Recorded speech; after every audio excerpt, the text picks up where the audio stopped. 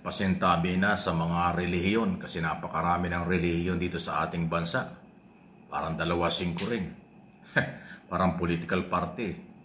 Bawat lugar may relihiyon. Karapatan naman nila yon. Pero ganito lang po. Tanong ko lang. Kaya pa ba niyong ipagtanggol?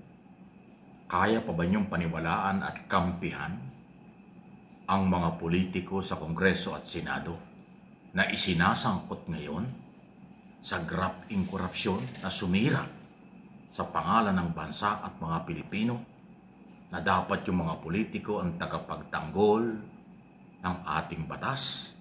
Sila dapat yung rumirespeto sa batas, sila yung tagagawa ng batas, pero sila pala ang mga proponent ng project na scam, sila pala yung nakikinabang umano sa pondo ng ating pamahalaan. Kailangan pa ba silang paniwalaan?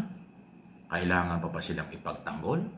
Kaya ko tinatanong at tinatawagan din natin ng pansin ang mga religious organization, pastor man kayo, monsignor kayo, anumang relihiyon kayo na pinaniwala, karapatan niyan.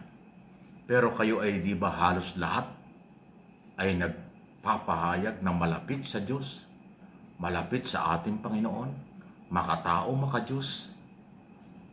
Makatao pa ba at makadiyos kayo kung ang ipagtatanggol nyo ay mga korap o isinasangkot sa korupsyon paulit-ulit? Diba? Ayaw ko ng pangalanan. Public knowledge na. Alam na natin lahat sino itong mga politiko sa Senado ngayon at dati. Sino mga politiko noon at dati ngayon sa Kongreso. O isama natin ng ibang local executive, may mga gobernador, mayor na nasasabit na rin. Paano nyo ipagtatanggol yan? Kayong nagpapakilalang makadiyos, makatao, malapit sa Panginoon. Baka naman pwedeng kayo mismo ang tumuligsa sa kanila. Kayo mismo ang mangaral sa kanila na sila'y magbago. Kayo mismo ang magsabing hindi sila dapat pamarisan ng mamamayang Pilipino. Pero kung yan ang dapat nating madinig, pero kung ang marinig namin ay ipagtanggol niyo sila, ipagmalaki pa niyo sila, aba paano kayo naging malapit sa Diyos? Paano naman kayo papaniwalaan ng mga Pilipinong matitino? Wala akong tinukoy na relihiyon. Wala rin akong tinutukoy na politiko. Pero yung ipagtanggol nyo sila, kasi yung inyong pananahimik, parte na rin yan ng pagtatanggol. Ang gustong marinig ng taong bayan, kayong mismo ang tumuligsa sa kanila. Kayo rin mismo kung kinakailangan ng manawagang mag-resign sila. Kayo rin mismo ang dapat manawagang kasuhan sila. Pero yung wala kayong ganitong panawagan at nananahimik kayo, ang pananahimik sa aking opinyon ay bahagi ng inyong pagsuporta. Ang inyong pananahimik sa aking opinyon ay hindi yan pagtuligsa. Maaaring pagkonsinti pa. Ano yun? Kasi mamamayang Pilipino kayo. Ano man ang inyong relihiyon, kayo ay kasama, bahagi tayo, bahagi kayo na may pag-aari ng perang nawala dahil sa korupsyon. Daang milyon, bilyon o trilyon.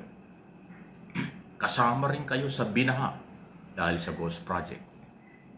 Kasama rin kayo siguro sa nawalan ng bahay, nawalan ng pamilya, nasirang sakahan dahil sa pagbaha.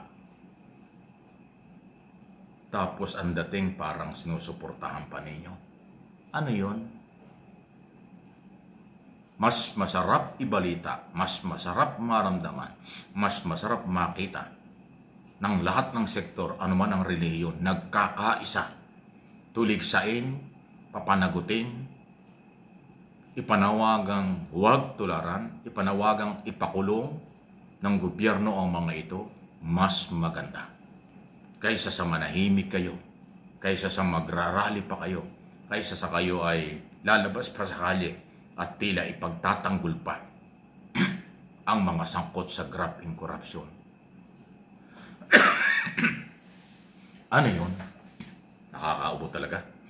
Anong klase yun? Nagtatanong lang po, huwag kayong magagalit.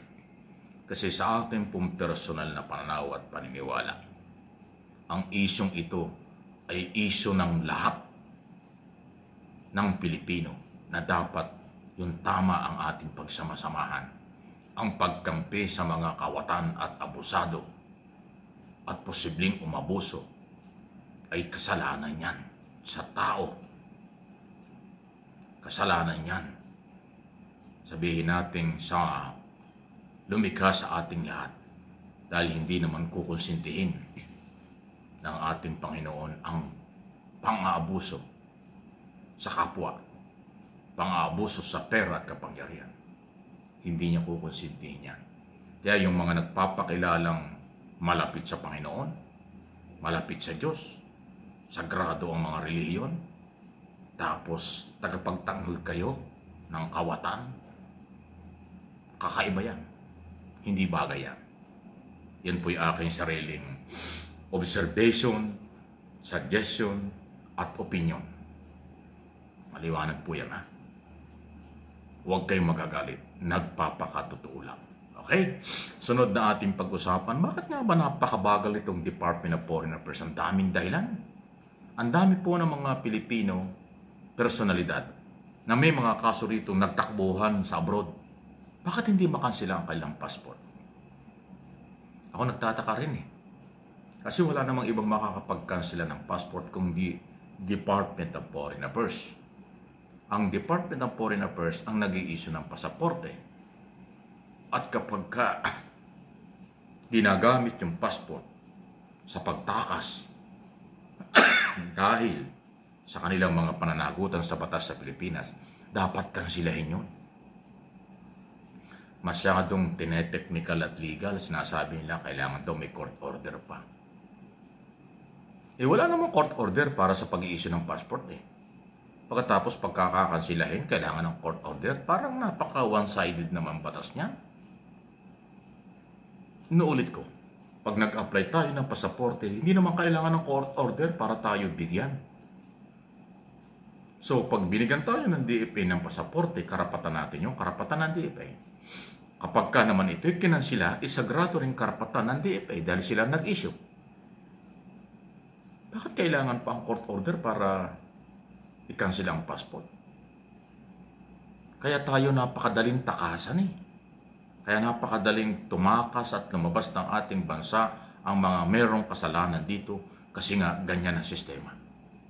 Dapat wala ng court order. Pag intention na tumakas, ginamit yung pasaporte, temporary. Huwag natin kalimutan na ang pasaporte ay pribilehiyo lang. Hindi yan po kasangkapan para gamitin sa pagtakas. Yung pribilehiyong yan na ibinigay sa atin, parang driver's license. Driver's license, pribilehiyo din binibigay ng gobyerno. Anytime pwedeng bawiin kung pasaway kang driver. So gano'n din dapat ang pasaporte o passport. Pribilehiyo lang ito. Anytime dapat kansilahin ito, lalo kung gagamitin sa pagtakas sa mga batas dito sa bansa. Yan ang aking paniniwala at observation. Opinion, dapat lang ho. Ganon. Anong masasabi niyo?